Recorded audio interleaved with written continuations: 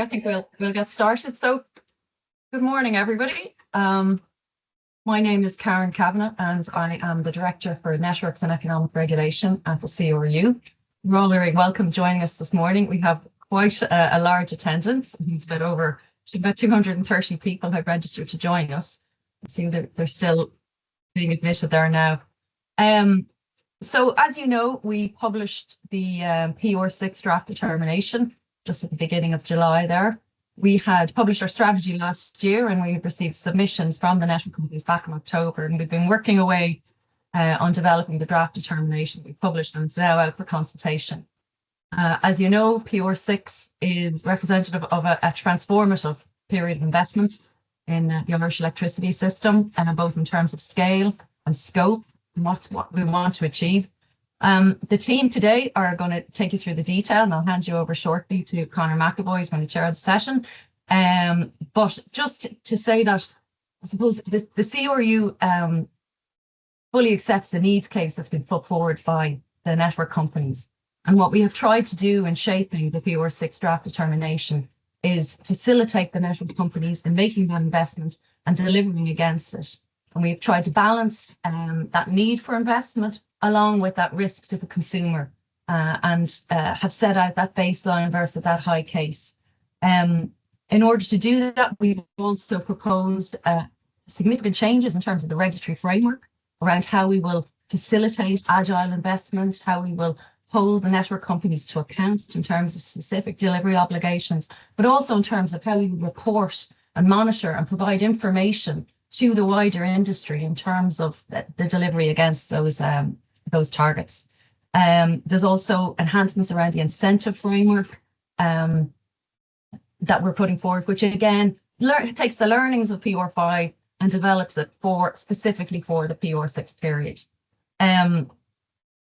This session this morning is targeted at industry, but it's one of a number of different sessions that we're hosting with different stakeholders.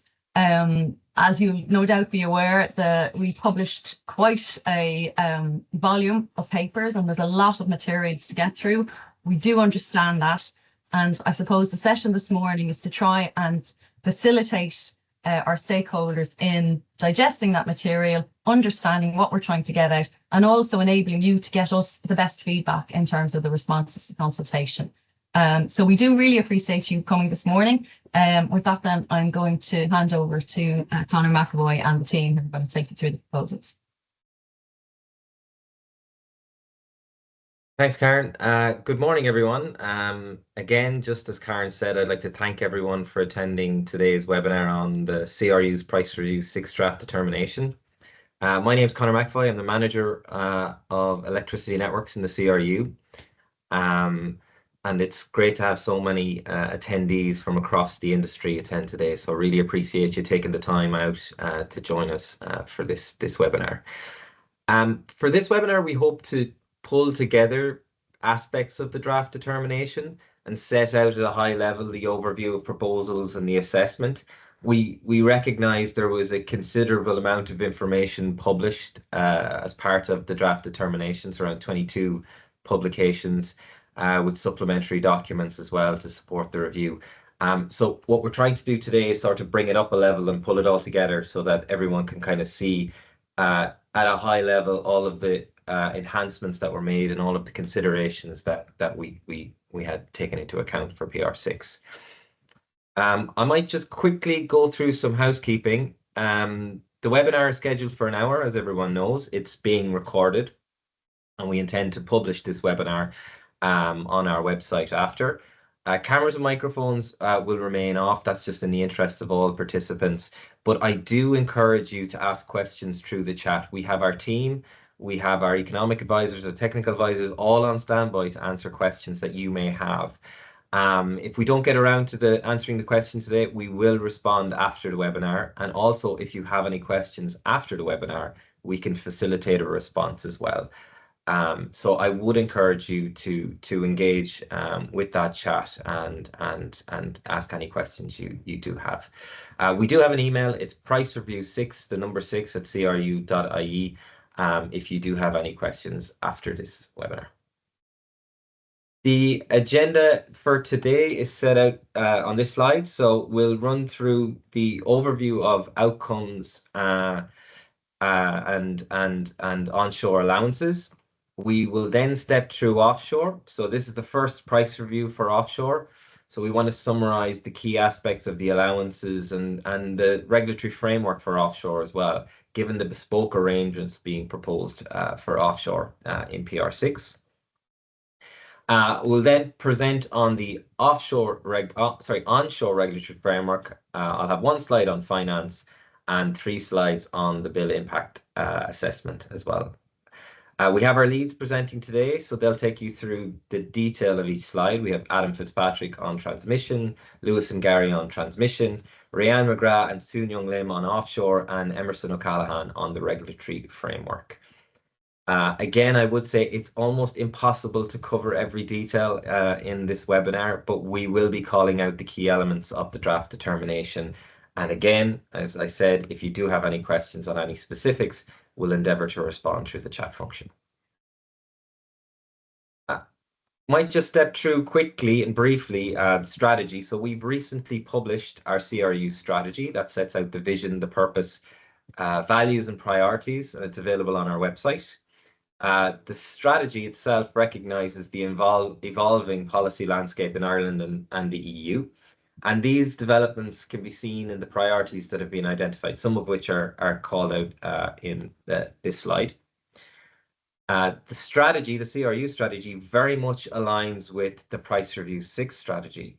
We published our Price Review 6 strategy in April last year. And that sets out the priorities, the outcomes and objectives for PR6. And also it sets out the approach network companies should have taken when developing their business plans and the expectations that the CRU had around those.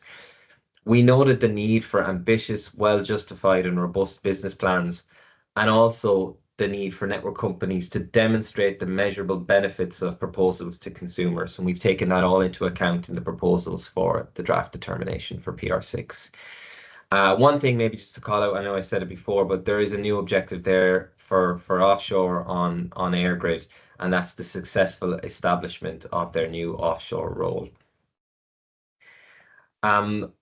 So maybe before I hand over to the team, I'll just reiterate some of the points noted by Karen. The fact that we recognise the needs case for PR6, it encompasses some vital and necessary investment in our electricity system. And we're proposing a framework that allows network companies to deliver in the interests of all network users, but while also ensuring that consumers are protected and informed as we progress through the period. That being said, I will hand over now to our team who will take you through some of the detail. Adam? Thanks, Connor. Hi, everyone. My name is Adam Fitzpatrick. I'm a senior analyst on the electricity networks team in the CRU, leading on transmission revenues. So I'm going to take you through some slides on, firstly, the outcomes of the PR6 draft determination, including initial objectives, key investment outcomes and the output of those outcomes, and lastly, an overview of EirGrid's cost allowances for its onshore TSO function. So this slide gives an overview of some key objectives that the CRU sought to achieve in developing the PR6 framework, and how the draft determination aims to meet these objectives. A number of these topics will be delved into in further information later on in the slide deck. So on the first objective of supporting delivery of strategic outcome and objectives, the PR6 seeks to support the network companies in meeting ambitious national and European legislative targets for the electricity sector, and also for enabling sectors that require a well-functioning electricity system to meet their own targets.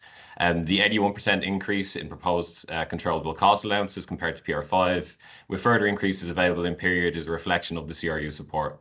Again, there'll be more detail on controllable cost allowances provided in the slides to follow.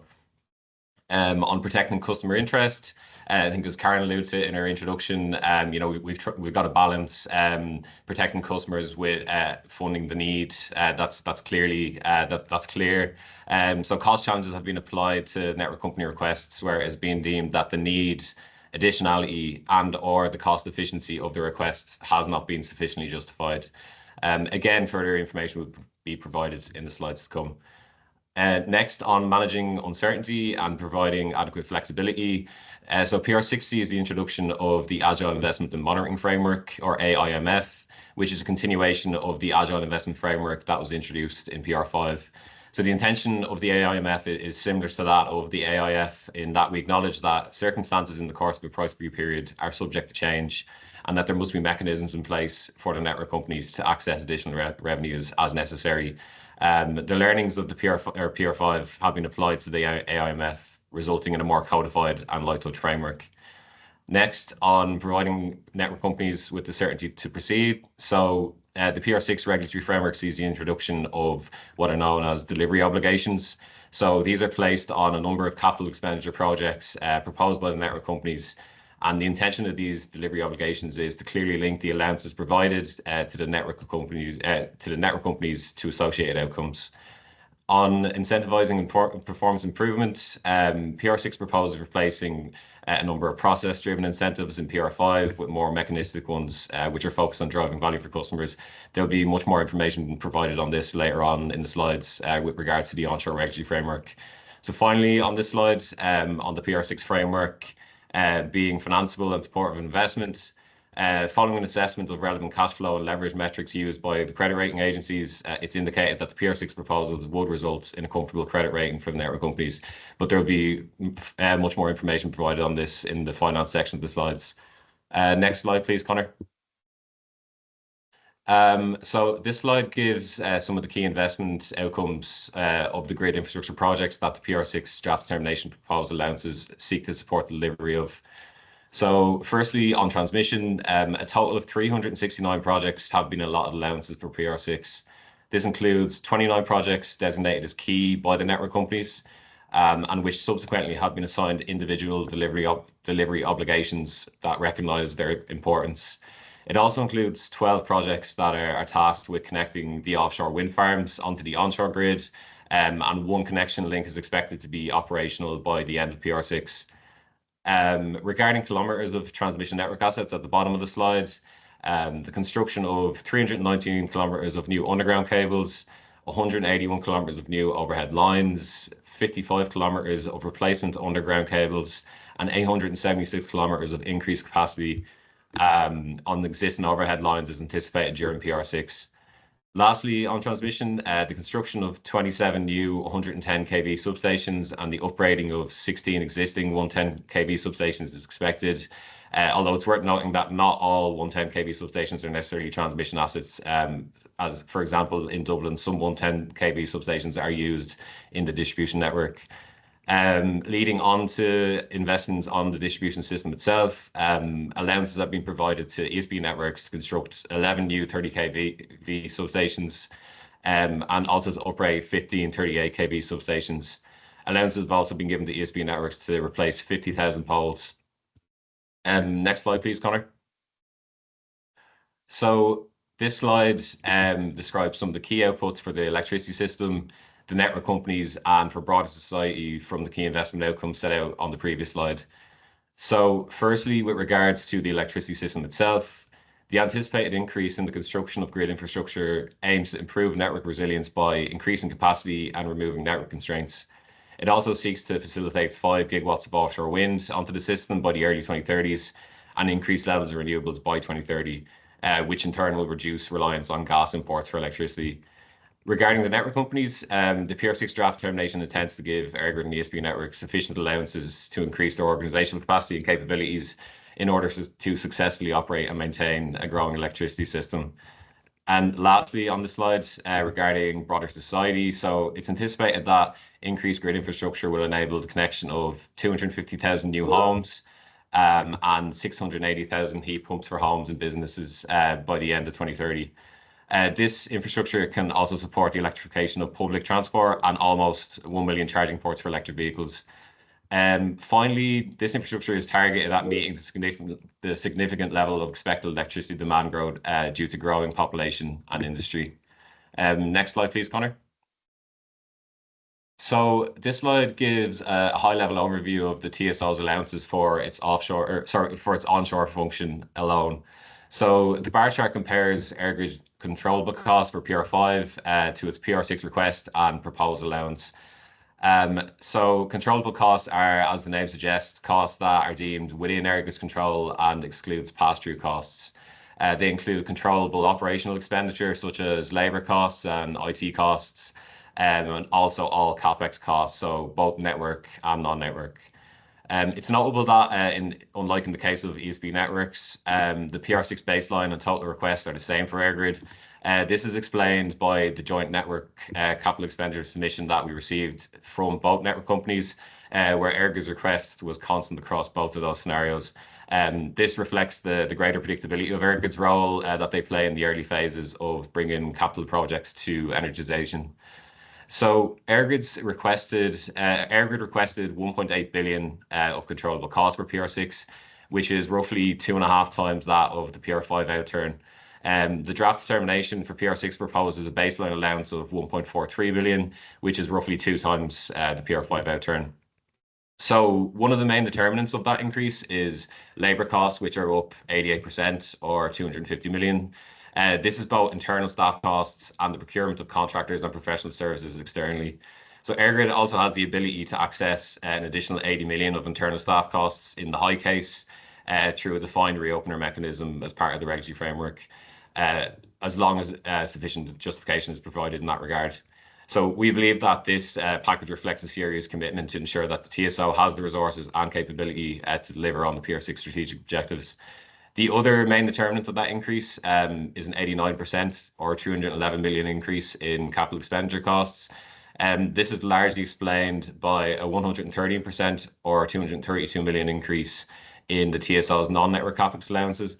So non-network CapEx allowances or investments, they support efficient grid operation, but are not grid investments in and of themselves. So on the right-hand side of the bar chart, regarding the 178 million CapEx reopener in the high case, this includes all of the network CapEx request that wasn't included in the baseline allowance, which is 38.7 million out of about 262 million. And the rest of that figure is made up by non-network CapEx. Finally, before moving on, I'm passing over to my colleague Lewis. It's important to note that EirGrid are welcome to respond to these proposals in their consultation submission, and that this may result in changes to allowances in the final determination. So with that, I'll pass over to my colleague Lewis and Gary, who will take you through ESB Networks cost assessment. Thanks. Thanks, Adam, and good morning to everyone. My name is Luis Gary. I'm a senior analyst at the Electricity Network team in CRU, leading in the distribution side. So today I'll be walking you through the ESBN cost and allowances as set out in this slide. And just to clarify at the outset, ESBN Network is licensed as the distribution system operator, DSO, meaning that they own and operate the distribution system.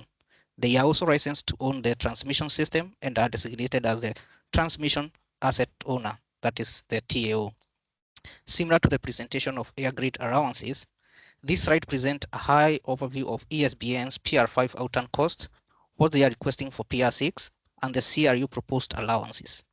So in summary, ESBN networks combined, that is transmission and distribution baseline revenue, represent an increase of allowed 70% compared to PR5 outturn.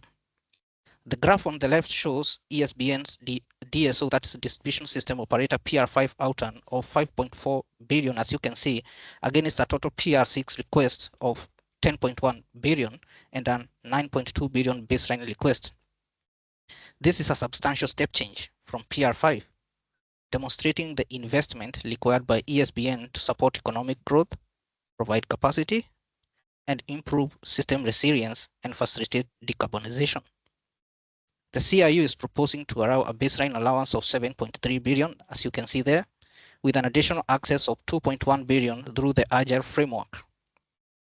Similarly, the figure on the right, as you can see, shows ESBN's TAO, that is transmission asset owner, PR5 outturn cost of 1.4 billion against PR6 request of 5.9 billion.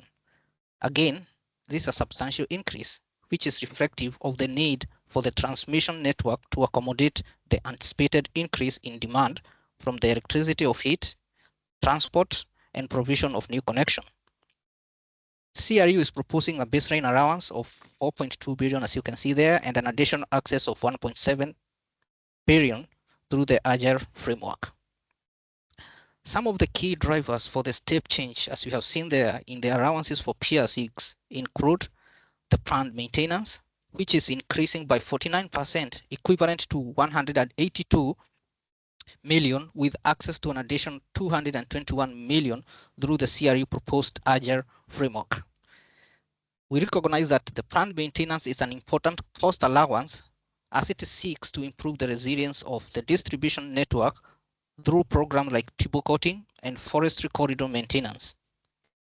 Another key driver for the DSO is reinforcement costs. This is seeing a 189% increase, which is equivalent to 1.2 billion euros increase compared to PR5 outturn, with an additional access of 352 million through the Agile framework. This reinforcement costs covers the HV and reinforcement, MV and LV system improvements, and 20 kV conversion works. The work program in these cost items and portfolio of PR6 project identified is to ensure compliance with system security standards.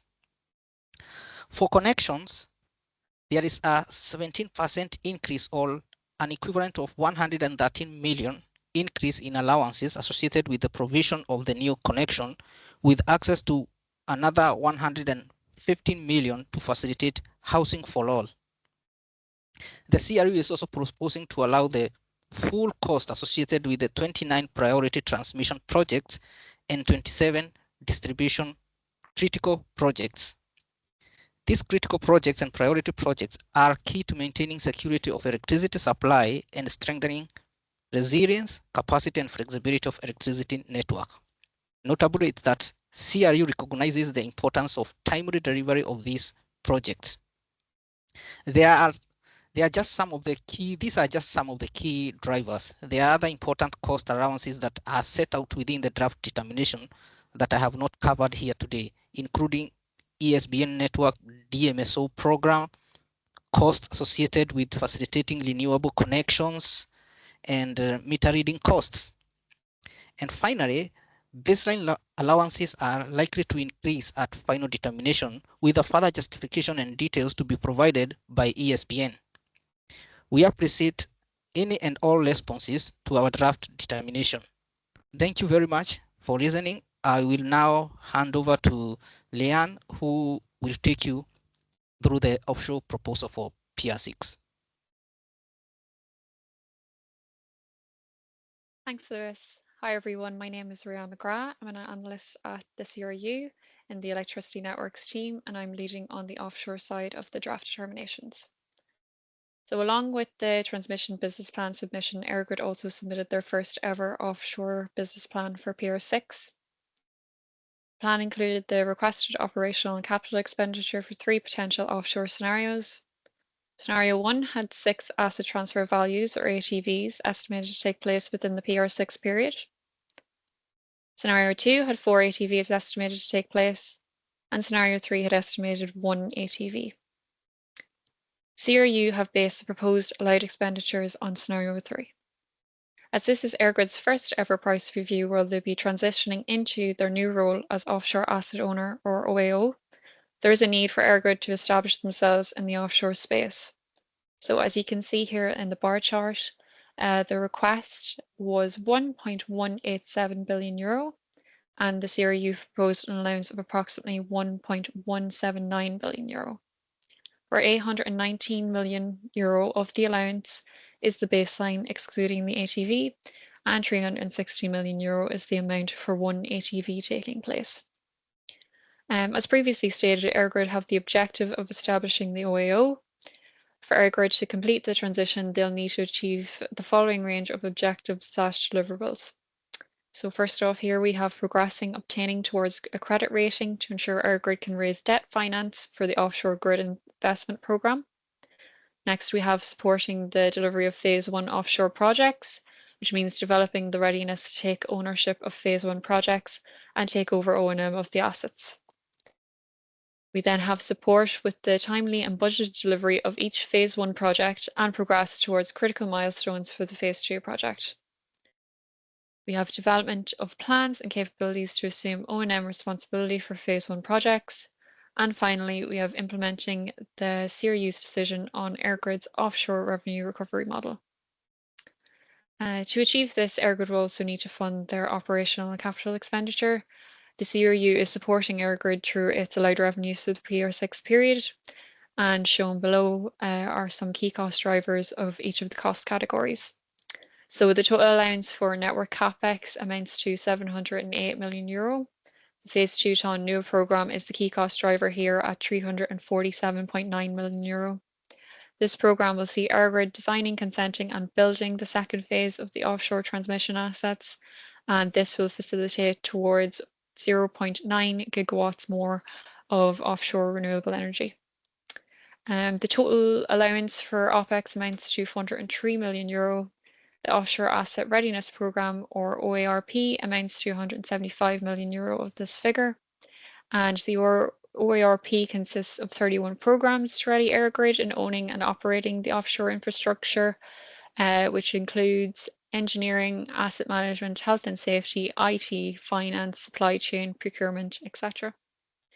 The OARP will endeavour to establish a secure, reliable infrastructure through learning and expertise. Approximately €69 million is allowed for non-network capex, and capital spares amounts to 38 million of this figure, and it consists of backup supplies and reserve if assets need replacement. And then for EirGrid, this leads to reduced downtime. The CRU is facilitating towards EirGrid's PR6 goals and the specific OAO objective through the proposed allowances. However, baseline allowances may increase a final determination with further justification and detail.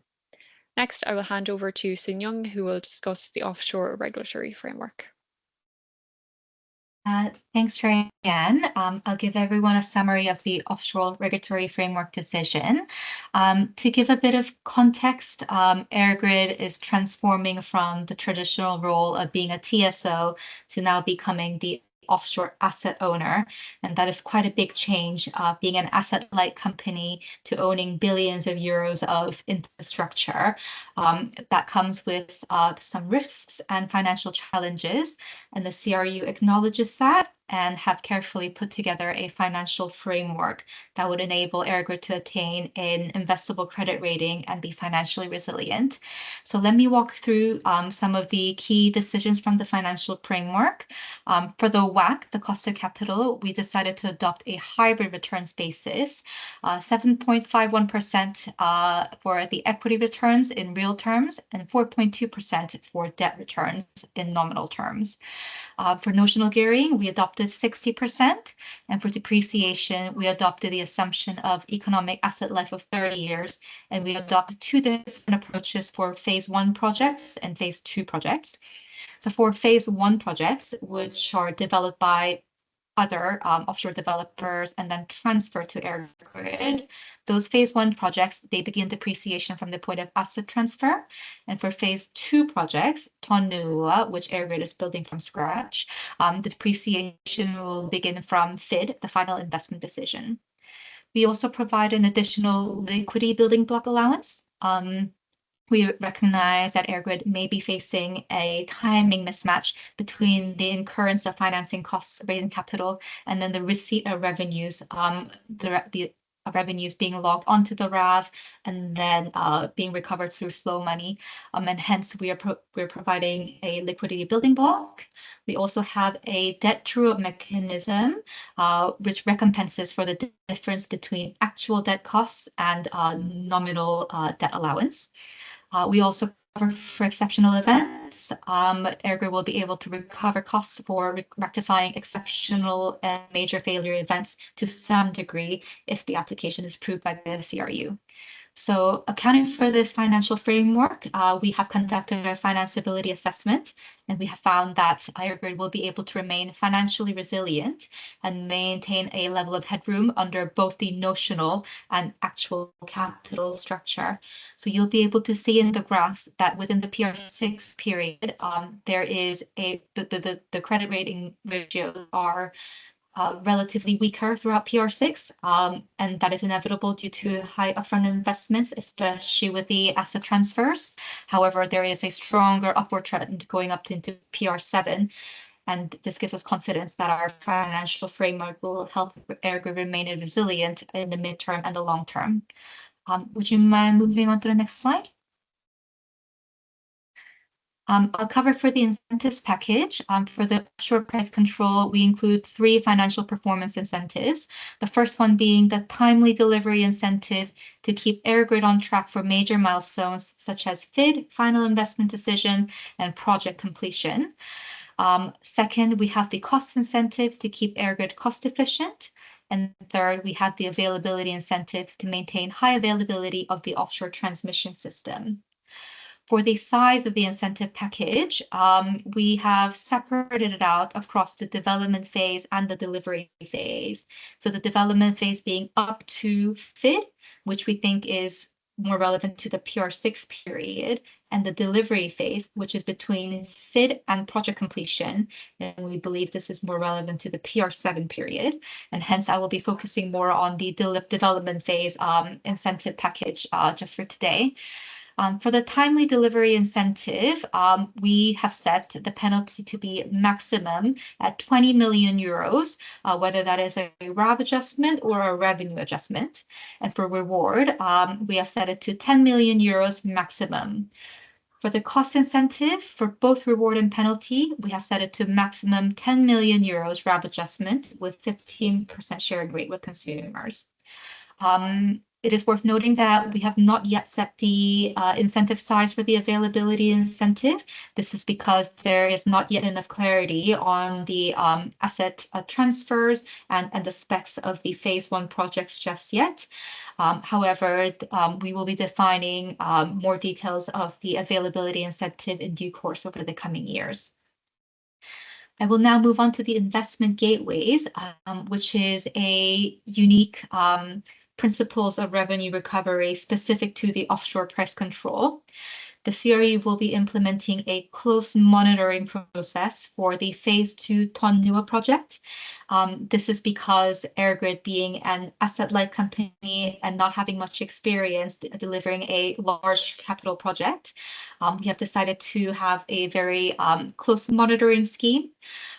So before each gateway, EirGrid is to submit a detailed and high-quality submission on what their plan is for the next gateway and their activities.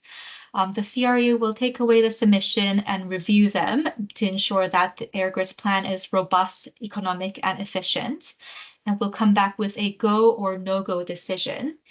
If the EirGrid is to receive the green light from the CRU, they will be able to proceed to the next gate, incur expenses, and eventually have the right to recover their revenue.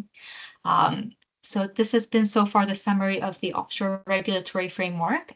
If there are any questions, please drop them in the chat, and I will pass it back to my colleagues for the onshore regulatory framework. Thanks, Young. Hi, everyone. My name is Emerson O'Callaghan. I'm a senior analyst on the utility performance team in the CRU, and I'll be taking you through our proposals for the PR6 onshore regulatory framework.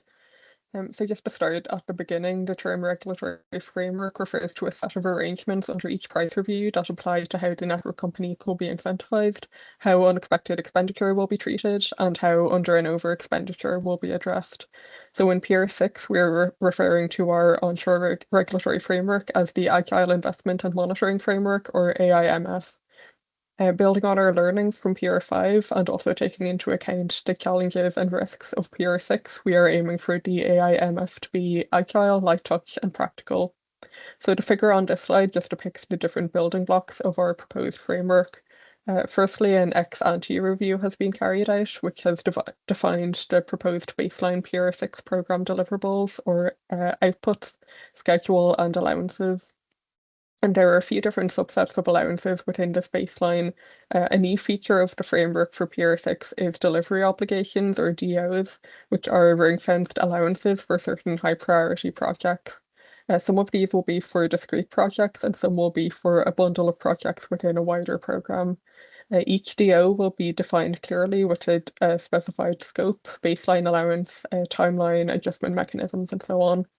And then alongside delivery obligations, we have more flexible, fungible allowances. So within this category, we have volume drivers, which will allow flexibility in allowances for activities with a unit-based spend, where there is likely to be a high volume delivered.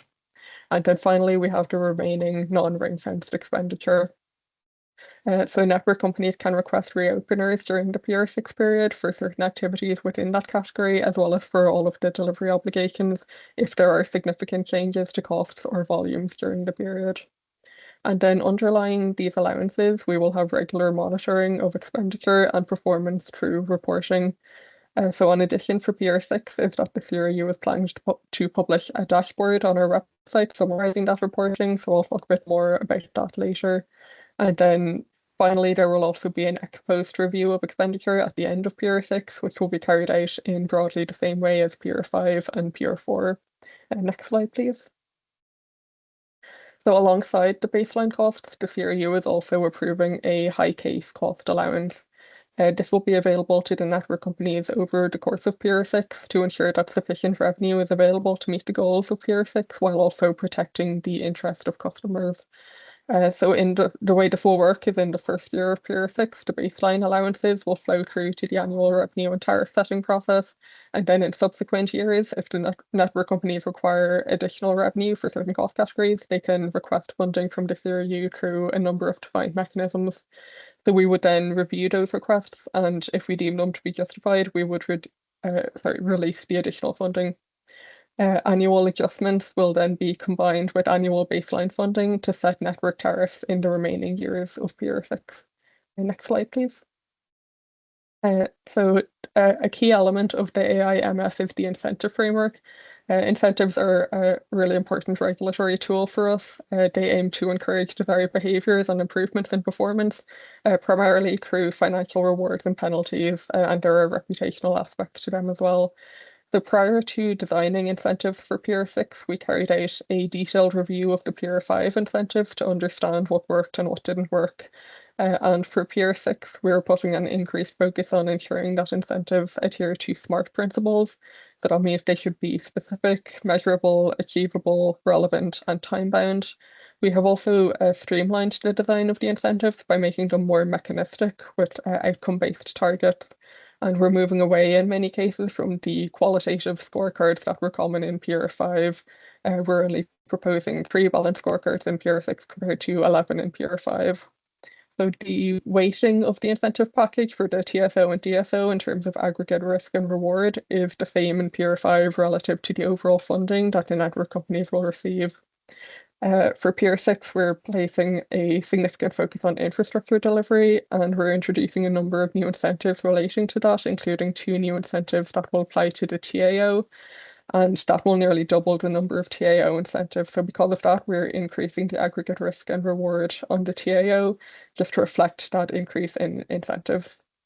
Next slide, please. So then looking at the incentives in more detail, we are proposing a total of 26 incentives across the licensees. So that's 14 for the DSO, 4 for the TAO, and 11 for the TSO. So we are retaining most of the incentives that were in place in PR5, but most of them will have some level of modification arising from our review of PR5, as well as considering priorities for PR6.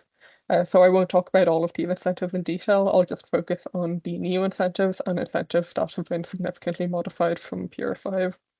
So firstly, looking at the DSO, we're proposing 3 new incentives here. The Vulnerable Customers Incentive, firstly, aims to encourage ESB networks to engage with vulnerable customers proactively and to maintain a good vulnerable customer satisfaction score. Secondly, the Customer Complaints Incentive aims to ensure that complaints are resolved quickly and effectively.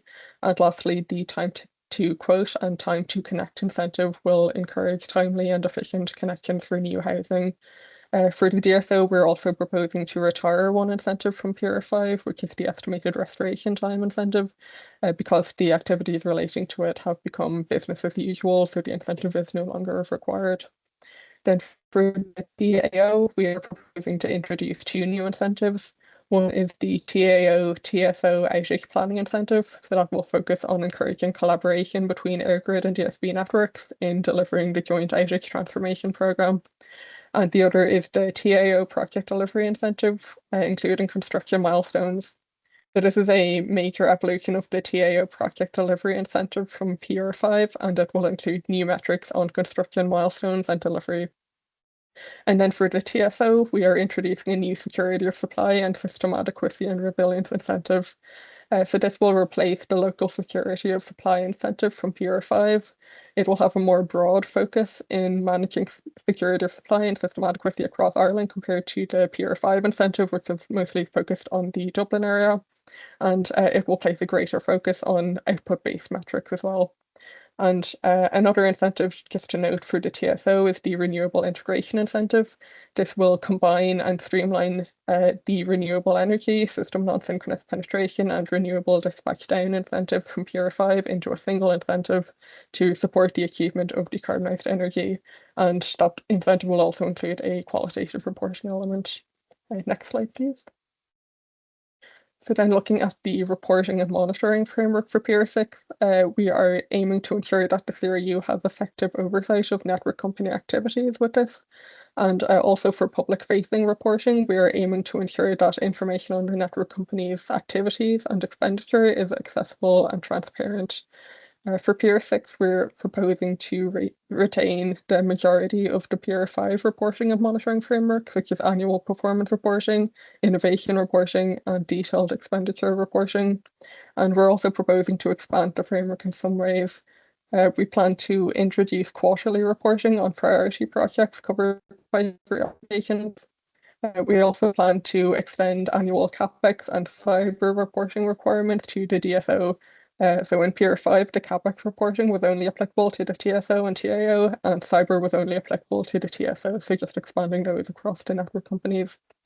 And then finally, we plan to publish a dashboard on the CRU website containing key metrics relating to the network company's expenditure and performance. This will aim to ensure that that information is readily accessible and easy to find.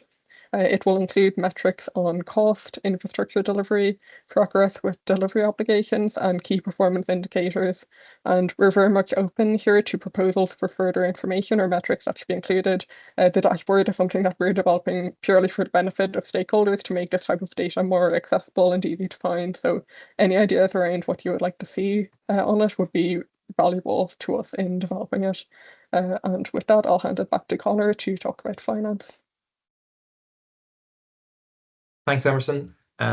So I have a few more slides to go through, just on one slide on finance, bill impact, and next steps. So for finance, for this slide, we're focusing on the weighted average cost of capital. So as many of you will be aware, that each price review, the CRU determines the fair rate of return for regulated network companies. The WACC allowance enables network companies to finance investments needed to provide necessary and vital services to customers. So if the WACC is set too high, customers end up paying more, whereas if it's too low, network companies cannot raise the finance required to deliver the necessary level of network investment, resulting essentially in reduced quality of service for all stakeholders. Price Review 6 is the first time we're proposing individual WACCs for EirGrid and ESBN. And it's also the first time we're considering finance arrangements for offshore, which, as Soon Young has gone through, has its own bespoke arrangements. We have 4 finance-related papers published on our website. We have an offshore WACC paper, an onshore WACC paper, a paper reviewing the TSO financial framework, and finally, a paper on financeability. In summary, for offshore, we're proposing a WACC of 4.58%. And Soon Young has already explained the key aspects of the financial framework, so I won't go through those again. For onshore, we note that the financial environment for PR6 is different to PR5. This price review differs materially with respect to the size of the investment program and, of course, the current higher interest rate environment. So to account for this, we've adopted a well-established and predictable approach that looks at reflecting suitable allowances over investment horizons longer than a single price control. We've used a higher share of new debt in setting the cost of debt allowance to reflect the higher proportion of new debt being issued as a result of that investment program, the size of that investment program for PR6. The beta evidence is based on comparators who are also facing material step increases in their investment program, with some weight placed on a higher risk, broader comparative group. And also, we've increased the lower bound of the inflation adjustment relative to PR5, and that's to capture potential differences in inflationary environment. For EirGrid, we're proposing a WACC of 5.23% as TSO, and you'll note that that is higher than EirGrid's proposal of 4.89%. And that relates to a proposed approach to reduce the contribution of external revenues to the overall margin earned by EirGrid, which was applied in previous price controls where only one WACC was calculated and applied. The reduction in returns is offset through increasing the allowance on internal OPEX costs, and with the retention of depreciation, return on RAB and side RAB. There's also an adjustment on the asset beta of a WACC calculation, and that results in that higher WACC that we're seeing there. For ESB networks, we're proposing a WACC of 3.85%. And the WACCs are consistent with both network companies being adequately financeable, and the assessment against financial ratios shows sufficient headroom on the key financial metrics that are all set out in published documents. Again, all of these numbers will be reflected on through stakeholder responses, but also just updating and running the models again for final determination, which will obviously result in changes to these numbers when we get to final determination in December. Finally, on bill impacts then, I have this one slide which just sets the scene. Given participants who will know the background to a lot of this, I'm not going to dwell on this too much. Suffice to say, network tariffs impact all end users' electricity bills. They recover the costs of developing, operating, and maintaining the network. They can constitute about 1/3 of end users' bills, alongside wholesale supply costs, taxes, levies, etc. On the right, I've just set out, the recovery of costs. We have OPEX and CAPEX, and it's an important concept just to understand that OPEX is recovered annually, while CAPEX is recovered across the life of the asset. So just that effect on bills just is important to understand at a high level. On this slide, we present the estimated impact of the PR6 draft determination on network charges levied on domestic electricity customers. And we used an archetypical domestic customer, DG1 urban customer, 24-hour. The detail of this is published in our draft determination, and it's important to stress that this impact is obviously a point-in-time assessment based on submissions received in October, November, and we'll be updating all of that as part of our final determination. As the team have already acknowledged, we have two scenarios. We have the baseline and the high, and we presented two scenarios to illustrate the estimated impact on consumers. That being the baseline that excludes the additional funding that is part of the AIMF, so the Agile Framework, and the draft determination high scenario that includes this additional funding. We compare these against the request by each network company, which are similarly split into baseline and high. What we're seeing is over the 5-year period, from the 2024-25 tariff year to the 29-30 tariff year, we expect a typical network bill for domestic customers to increase between 8 and 21% in nominal terms. And if we break that out a little bit more, we estimate that domestic customers will see about 22 to 35 in the distribution element of their charges.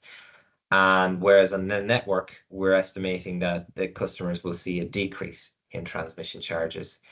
Again, these are estimates based on a point in time, and we'll look at updating these as well. We have also done the assessment across a number of archetypical customers, and we've set this out in the slide. Some customers, as you'll see, are decreasing, and this is due to the effect of certain transmission costs falling away in PR6 compared to PR5. And these customers are more sensitive based on how the costs are allocated to those costs which are falling away. Finally, just on the next steps, this webinar is recorded and we will be publishing on the CRU website. Our slides and any supplementary materials that we have, such as the summary paper for PR6, will be circulated and made available. And as the team have reiterated throughout the presentation, we really do encourage responses to this consultation. We value the feedback that it'll allow us to shape the final determination. Closing date for responses is the 11th of September, close of business, and we've put the email there. If you do have any questions, I see some coming into the chat, which we'll look at responding to now. And if you do have questions after, please do feel free to email us at pricereview6@cru.ie, and we'll endeavour to respond as soon as we can. Again, I'd like to thank you all for attending today. We really appreciate you taking the time out to join us. And thanks again. Bye.